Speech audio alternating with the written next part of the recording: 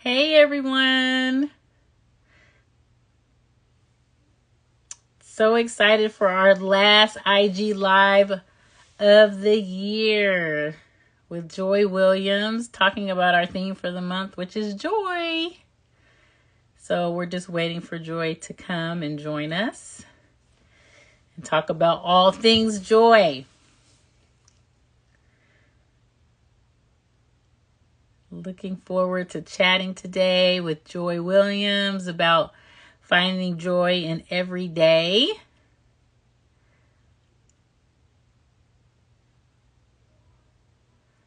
She should be joining us. Let me see if I can get her in here.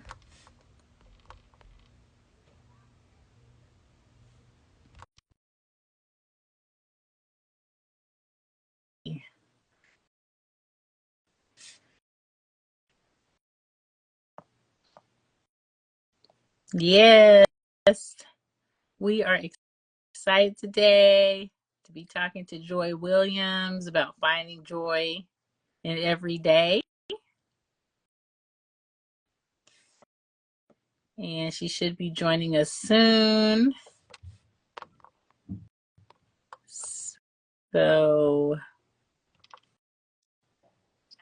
Hi, hey, Joy. how are Good. you? How are you? Doing good. Good. So good to see you. You So look good to see good. you. Thank you. Feeling good. Everything's going good. The holiday season, I'm waving you at know. Oh, some look, my people. nephew. Hi, My nephew Noah. is like watching this video. Hi, Noah.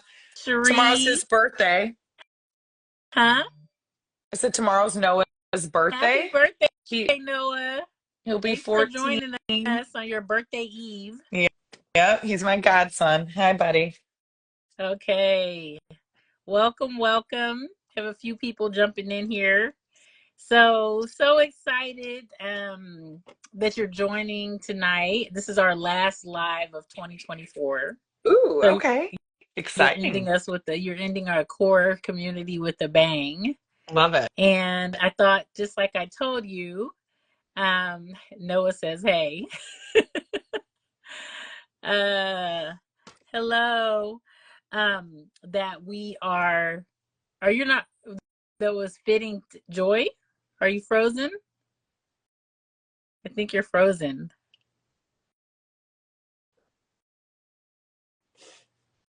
Here we go. Here we go.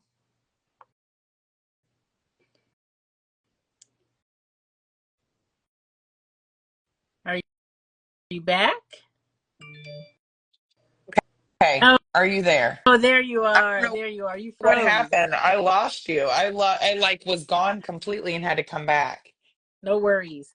No worries. So I was saying that I thought it was just fitting in this season of joy to invite you. Yeah, it No is. no pun intended.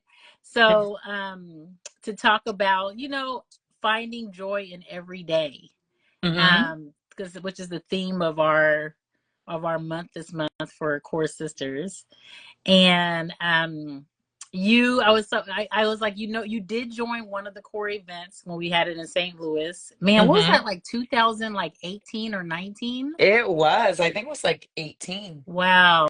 Because it was So before I was pregnant with my it son. So that was was. 2018. It was. Mm-hmm. Yeah, you Yeah. just had the two littles. Mm-hmm. Now, so you've expanded. So yes, so I was happy. I know because I was still traveling around working at that time, so it had to be 2018. Yeah, So, you were. Yeah. and it was a Before the good world time shut with the down. ladies there in St. Louis to share. Mm-hmm. So just tell us a little bit about what's going on and how things are going in your world. Anything new? Yeah. So it's an interesting thing, and that's I think why I was so grateful to be a part of this topic because, like you said, joy is my name, but at the same Yes. time, I think that I guess, not to toot my own horn, but I feel like I take pride in the ability to find joy even when things aren't seemingly in my circumstances joyful, if you Hmm. will. Mhm. So just a little bit about me to kind of, I guess, give people a little background. So again, I am a mother of three. I am an entrepreneur. I'm a business owner. I'm a busy woman. I am also divorced. I have been divorced now a little over 2 years. So also navigating through that as a single mom and trying to do all the things. I think it's something when you're married and you think to yourself, okay, I'm about to take this journey into the unknown, and you kind of think what divorce entails, but then actually walking Yeah. through it, and then even still walking through it years beyond, Right. there's so much that you can't control. And as a self-described control freak, somebody who loves to have control over every aspect of her life, and I know what's going on, the coming and the going. And I think, especially, and I was talking to somebody about this today, or maybe it was last night, that even with your children, when you're divorced, there's even a level of control that you have to release when it comes to how you decide all the things that go on with them, who they're around, what they're doing, etc. And that's not natural. It's not a natural thing to say, I have to relinquish control over what's going on with my kids right now, right? God didn't design it that way for you to not be in control of your kids 24/7. But in a divorce situation, and then finding joy, like you say, in everyday life, despite not being able to dictate and control the things that you wish you could. It's a balance. So, yeah, I guess that's me in a nutshell. My sister and I have a patented product. We run an online baby products company. We do that full time, and we love it. We get to work with moms and babies all day, every day. Running an e-commerce brand means that the majority of what I do is virtual, it's online.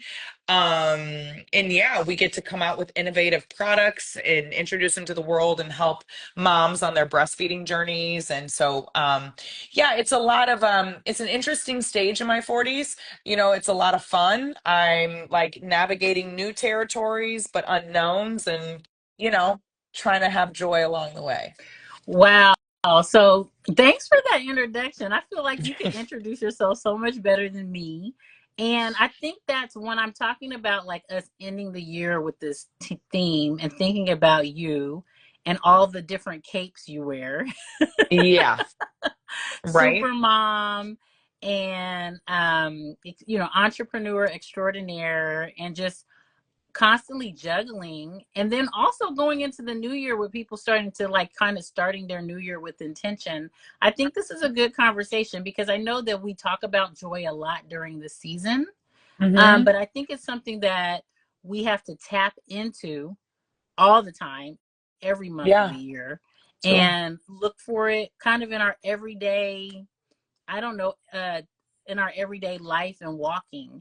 And so with you, sharing all that you do, all that you have to think about, Hmm. and manage and control and not control, how Hmm. do you find joy in your, like, with the schedule, like the one that you're managing? Yeah.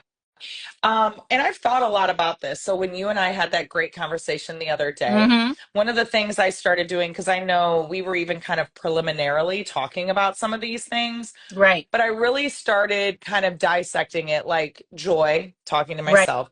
What do you do to find joy? Because you have it, right? I know that I contain joy and I exude it, and the people around me, even validate that. Like, but what I realize is like, to your point, it does take work. Like, Yep. joy isn't something that innately just comes or belongs to you.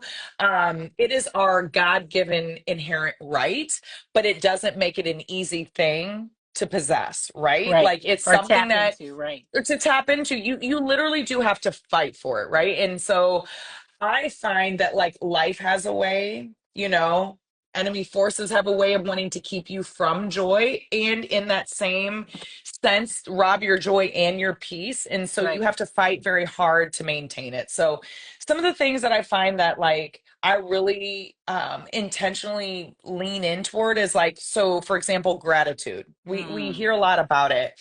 But when I think about gratitude, being grateful, I don't even mean some things like, oh, I'm going on this great new vacation, or I bought this car, or there's these things that can be like these big gratitude type things. But I'm talking Right. about, we all know that we walk through portions of life where you're struggling to find anything to be grateful for because you could feel like life is like compounding in on you. Hmm. So it could be something as grateful for, Lord, I'm just glad when I woke up today the sun is shining, and that right there is a gift, and I'm grateful.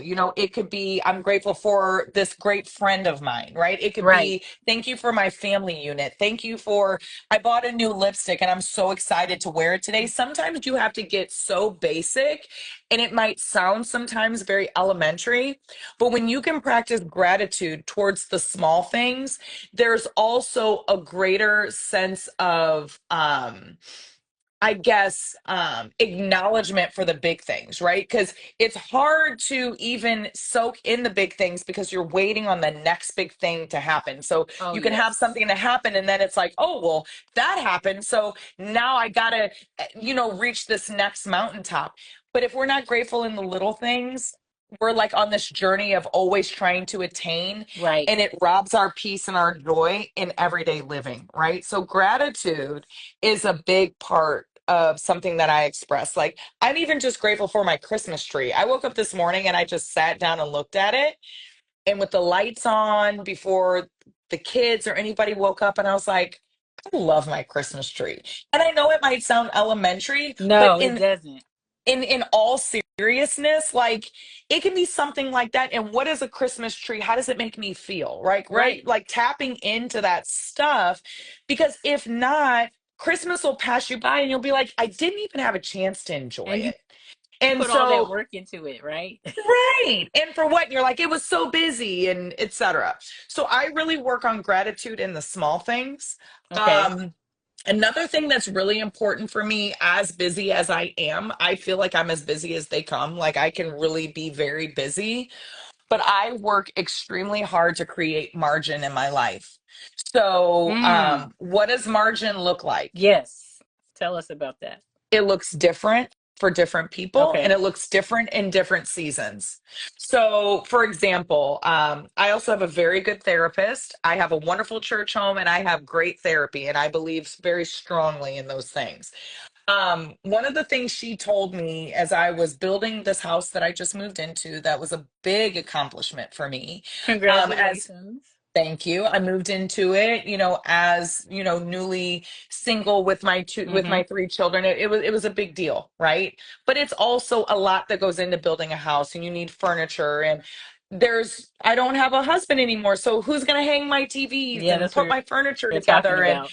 and Mm-hmm. that's like, and it can kind of start to create mental clutter, and it starts getting overwhelming, and you're like, I don't Okay. know. And what I found is that not only was I busy in my schedule, but I was creating all this like mental busyness, like where I was worrying about things that I literally couldn't control or predict at that time.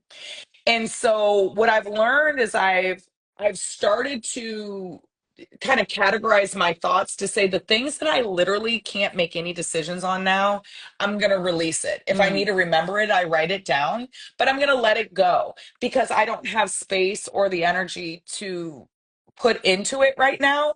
But the things that are on my plate, I'm going to handle what I can for today. And then the things that, let's just say, for example, I love to take Sabbath. That's a big thing for me. I like to have a one full day during the week that is literally nothing but like complete rest, and I don't focus on anything that's like work related, right? From a Yeah. biblical perspective. Yes. But then there are certain seasons like the one I just came out of where having one full day to just rest, that wasn't in the plan. That there was no space for it. It just wasn't logistically possible. Mm. So my therapist told me in that time, it doesn't mean that you just throw it all to the wind and throw it all, throw it away with abandon. But maybe during that time in your workday, maybe you create just an hour, 2 hours where you can just sit in silence. It might not be a whole day, but if you can grasp on to that margin of just like an hour or two, do that, because you need rest in whatever capacity you can get at any given time. So I think with anything, I think a lot of times we say, well, if I can't get a full day to myself, then everything is just gone, away, and I just might as well forget about it. I'm just going to be stressed. Mm. But it's not that. Create the time that you can and take it and prioritize it, even if it's just an hour or so, right? And so Yes. creating margin, you can't hear yourself and you can't hear from God if you don't get quiet. It's just not possible. And I love And that you use the word create, because my husband was speaking at the church a couple of weeks ago, and he actually did his whole topic was about Sabbath. And mm, he's like, when we talk about the 10 commandments, he was like, we just skip over that.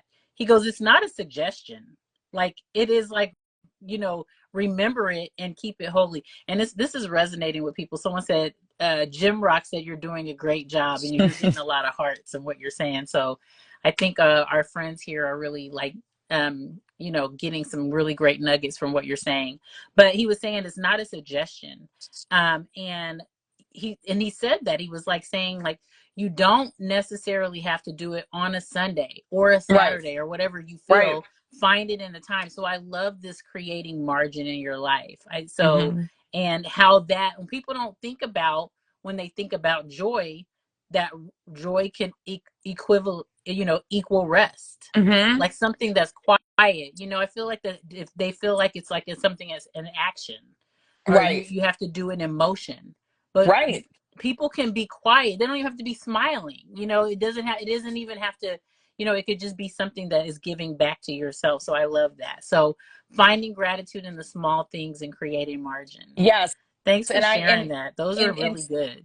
and to your point, like what Raphael was talking about, interestingly, but like work should come from rest, right? Like Mm, rest is the beginning, work begets rest. And so you can't, and like when God rested, it's not that God needed rest. Like you said, he was showing us right. how to live a fruitful and productive life.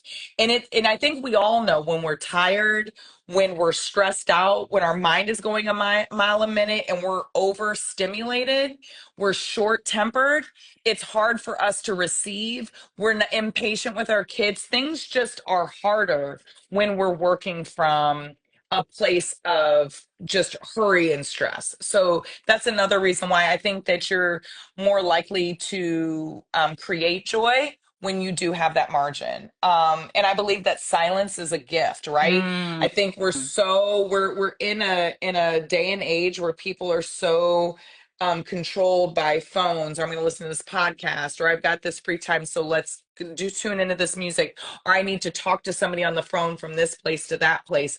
But it's very hard to hear yourself think or to hear from the Lord if you can't get quiet. He speaks in those quiet, still voice times, right? yes. And so Yes. that's where true wisdom comes from. And he's the creator of joy. So I just feel like that's a big deal. And I think that in this season specifically, when people want to completely dictate and control and manipulate your schedule, there's things for your kids, there's things going on.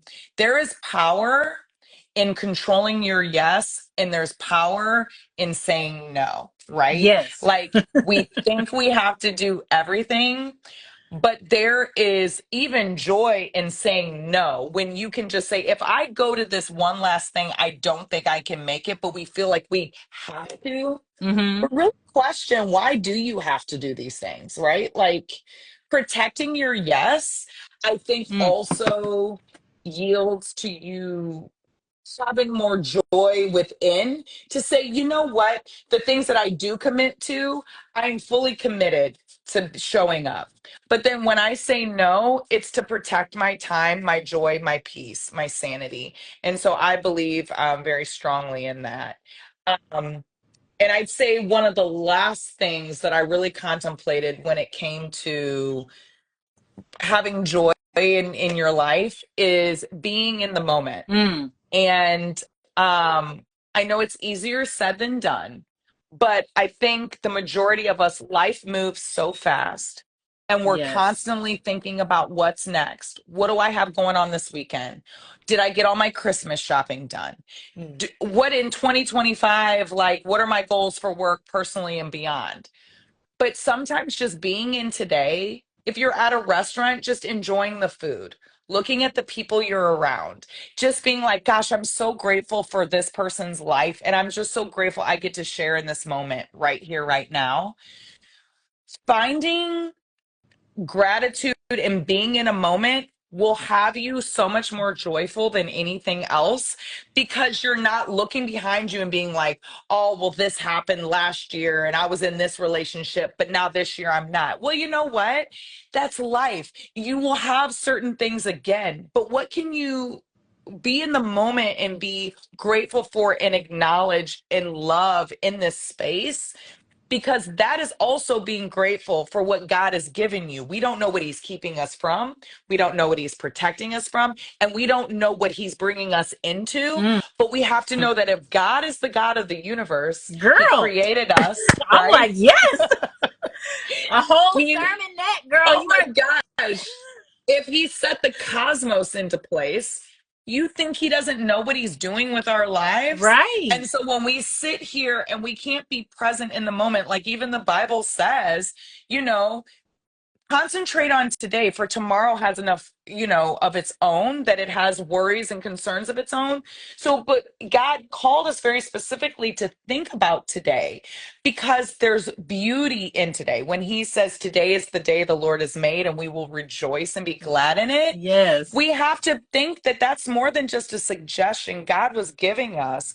He was giving us the clues on how to live a joyful life. And so I very much adhere to that. And I just take time. I'll leave a situation if I laughed and I had a good time. I'll be like, man, like, that was so good. Like, I'm so glad that I had the opportunity to do that. It could be work related, it could be personal, it could be something with my kids. It could have just been something I watched on TV or something I read. But it's just being grateful in the moment. I just feel like is so key. Okay. Wow. So you have said, so this is what I've heard, and it's just been so amazing. Like these are just some gems and some nuggets that we can Sorry, my carry dog is along. barking. Yeah. Oh no, don't worry. I had to lock my door so that my son didn't run in.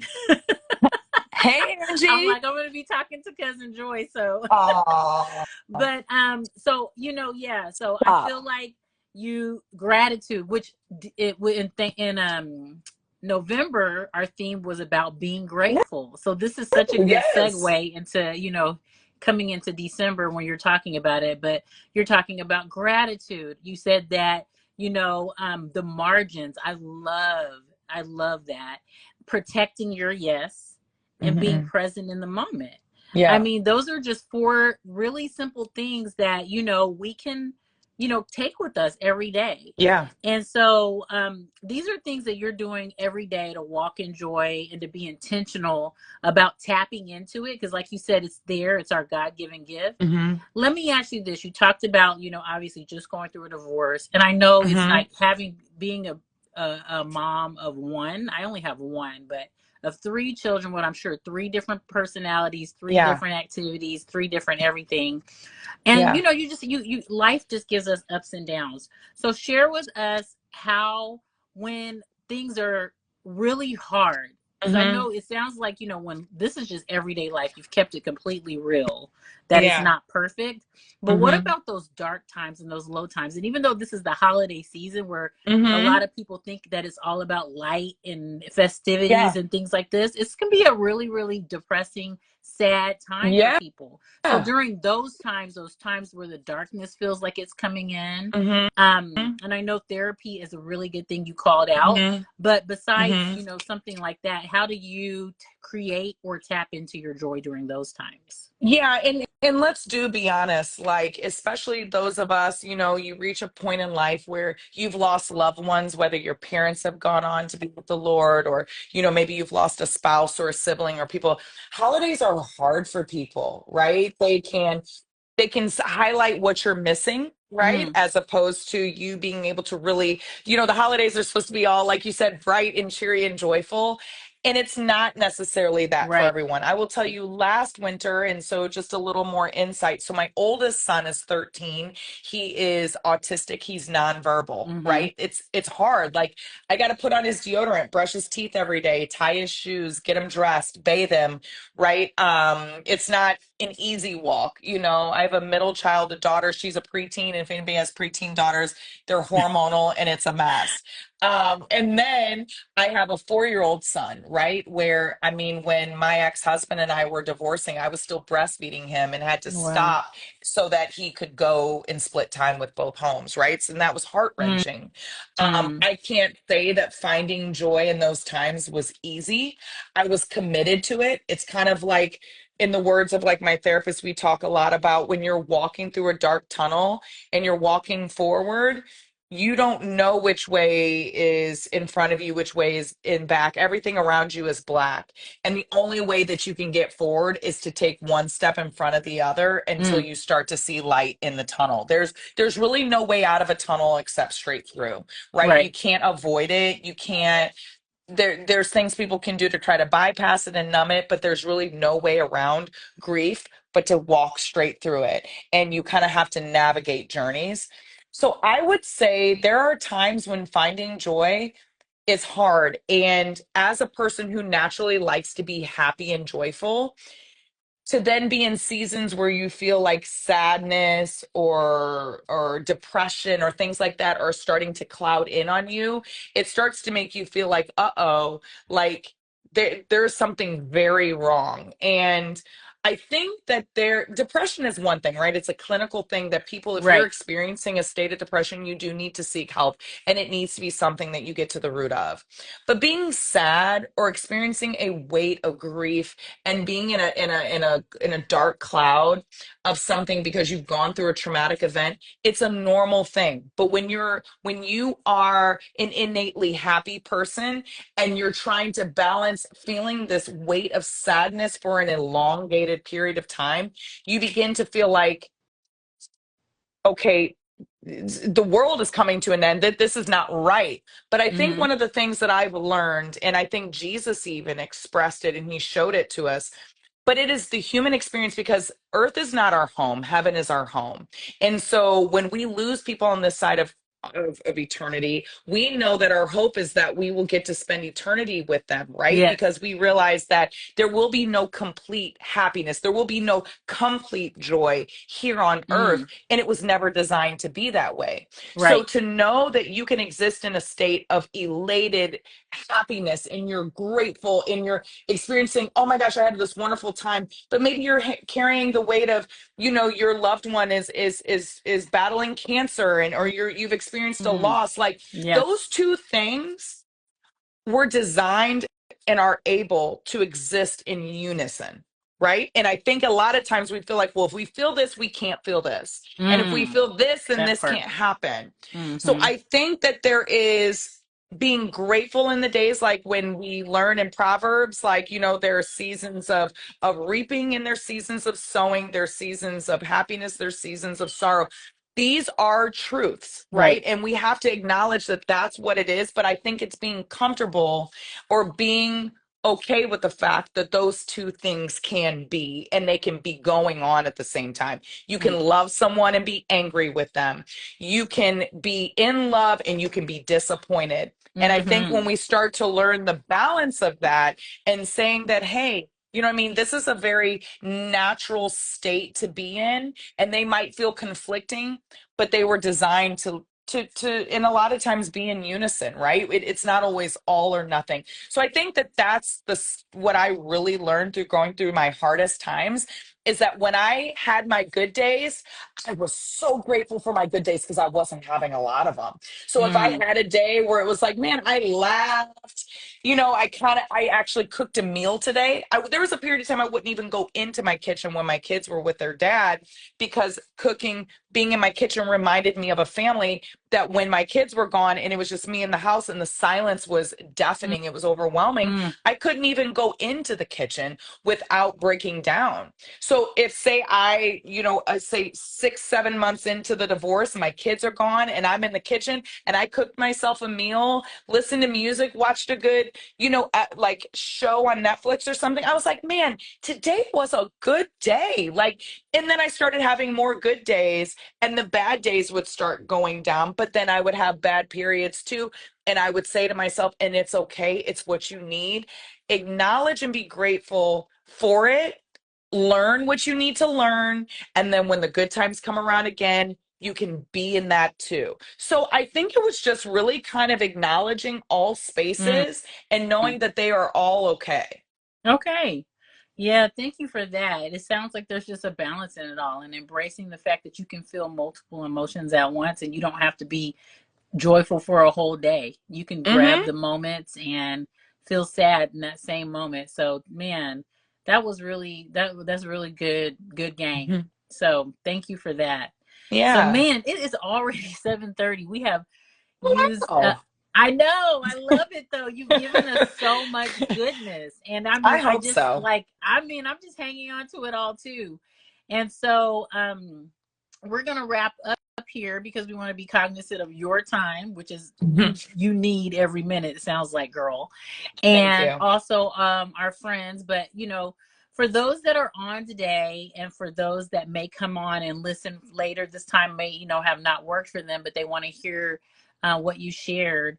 Is there just one thing that you would like want to leave? I don't know if it's a quote or a thought or just something. I mean, you've given us so much, so if there's nothing, we have so much, but is there just one thing you would want us to walk away just remembering from our time with you today?